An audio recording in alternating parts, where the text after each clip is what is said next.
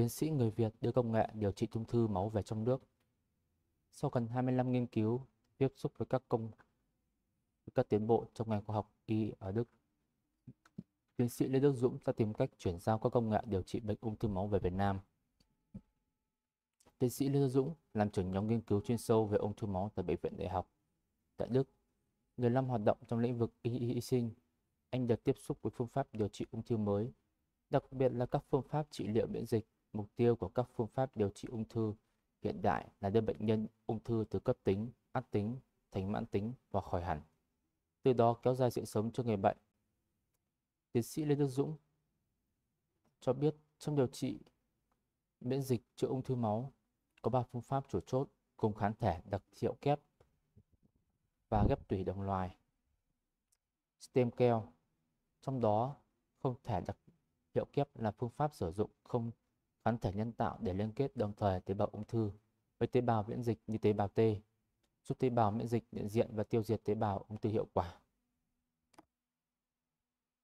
CAR-T là liệu trình pháp sửa gen cho tế bào T để biểu hiện thụ thể kháng nguyên khảm, giúp tăng cường nhận diện và tế bào ung thư. Sau đó sẽ được nhân lên và truyền lại vào cơ thể bệnh nhân nhằm tấn công các tế bào ung thư.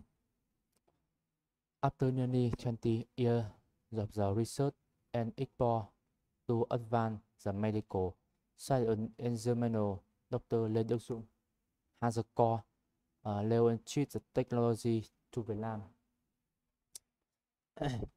The goal of model cancer treatment method into turn cancer from acute or completely kill the thereby prolonging the patient. Các phương pháp miễn dịch này cho thấy hiệu quả cao và được kiểm chứng trên nhiều bệnh nhân ung thư máu ở Đức, kể cả bệnh nhân với diễn biến nặng, tái phát nhiều lần hoặc đã nhầm với các phương pháp điều trị ung thư truyền thống. Tiến sĩ Dũng quyết tâm giới thiệu các phương pháp trị liệu miễn dịch hiện đại để về Bệnh viện Việt Nam.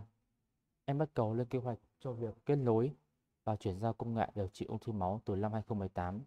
Tôi được hai lãnh đạo là giáo sư Hermann, giám đốc bệnh viện nội khoa Bệnh viện Đại học Freiburg và giáo sư Stelzel, chuyên gia hàng đầu về huyết học nhi ở Đức lúc đó, ủng hộ nhiệt tình.